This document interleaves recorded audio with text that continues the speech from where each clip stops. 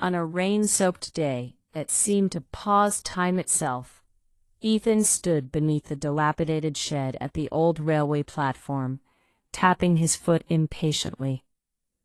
The rain fell gently, creating a soft symphony that muted the world around him. It wasn't the kind of rain that ruined your day. It was the kind that painted the mundane with shades of magic. Yet for Ethan, the hour-long wait for an already late train felt like an eternity.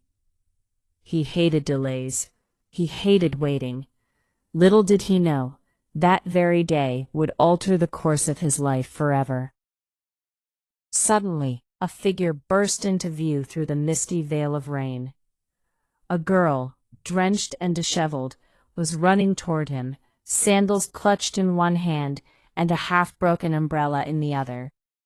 Her hair stuck to her cheeks, framing eyes that sparkled with a mix of determination and vulnerability. They locked eyes for a fleeting second, and in that moment, something shifted in the air between them. "Is this train ever coming?" she gasped, panting from her sprint. Ethan couldn't help but smirk. "I've been asking that for an hour."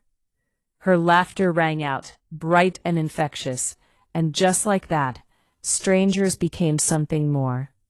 They began to talk, first about the rain, then the city, and eventually meandered into the depths of their lives. Her name was Sophia. Ambitious and unyielding, she had just moved to the city for a new job, eager to carve her path. In contrast, Ethan was calm and composed, always careful with his words. Yet their differences didn't drive them apart. Rather, they pulled them closer together. With each passing day, the railway platform transformed into their sanctuary.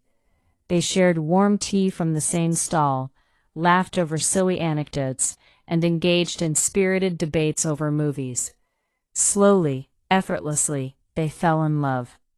It wasn't sudden or grand. It was a quiet, steady connection that felt profoundly real. One evening, as the sun sank beneath the horizon, painting the sky in hues of orange and pink, Sophia leaned her head against Ethan's shoulder. "I don't remember when this happened," she murmured, her voice barely above a whisper. Ethan turned to her, intrigued. "What do you mean?" Us," she said, searching his eyes for answers. A smile crept onto his face. "Maybe it was always meant to." With a hint of hesitation, she urged, "Say it." Ethan paused for a heartbeat, then finally declared, "I love you." Her smile was radiant, a memory that would linger forever. "I love you too." Their love deepened over countless nights filled with conversations about dreams and fears, weaving a tapestry of intimacy that transcended the physical. It was about trust, about vulnerability, about truly giving oneself to another. One day, while nestled in their usual spot, Sophia casually suggested, "Let's get married." Ethan blinked in surprise but felt no fear. "Are you serious?" "Why not? We already know everything about each other." He chuckled. "You don't know how annoying I can be." "I already deal with that," she teased, and he took her hand, smiling. "Okay, let's do it." Life felt idyllic, until it didn't. The cracks began small, a disagreement over timing, priorities, and career choices. When Sophia received a promotion in another city, the rift widened. "You always think about yourself," she snapped one evening, frustration boiling over. "And you never think about us," Ethan countered, anger clouding his judgment. Silence enveloped them, heavy and unforgiving. The disagreements escalated into bitter arguments where neither would back down, and slowly their voices turned sharp, ego clawing at their hearts. "Maybe we rushed into this," Sophia said one night, her voice trembling but resolute. Ethan's heart sank. "So what are you saying?" "I'm saying, maybe we need space." That word shattered everything. Days turned into weeks filled with isolation and longing. No calls, no messages. The railway platform felt desolate, without their laughter echoing through the air. Ethan attempted to move forward, mingling with new faces, but every laugh felt hollow, every conversation incomplete.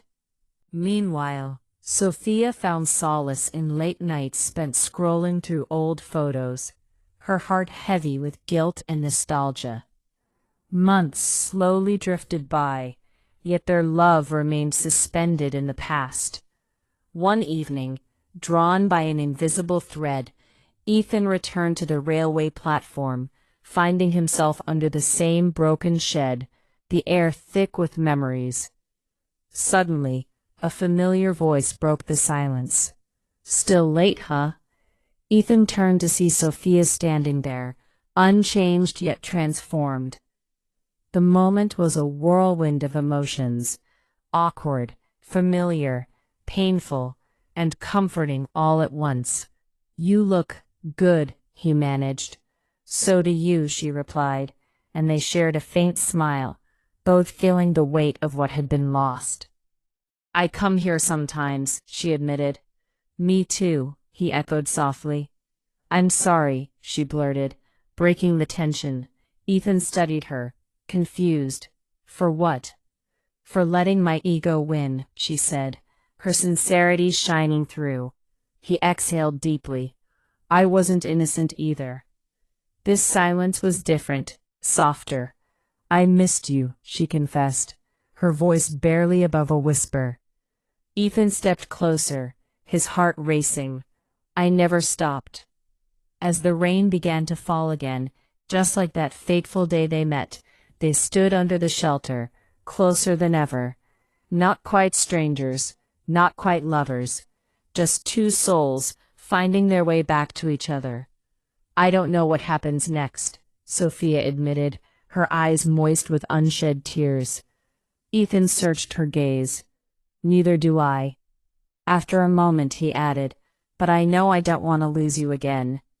Tears glistened in her eyes as she replied, "Then don't." He wrapped his arms around her, and in that embrace, everything else faded away. The anger, the distance, the mistakes. All that remained was them. That night they took their time to rediscover each other, moving slowly, gently, as if piecing together a fragile puzzle. They didn't talk about marriage or future plans. They simply focused on the present, on healing what had been broken. Because love, Ethan realized, isn't perfect. It's messy and fragile, and sometimes it breaks. But when it's real, it finds its way back. And perhaps that was the most beautiful part of all. Not how they initially fell in love, but how they chose each other again, in the very place where it all began.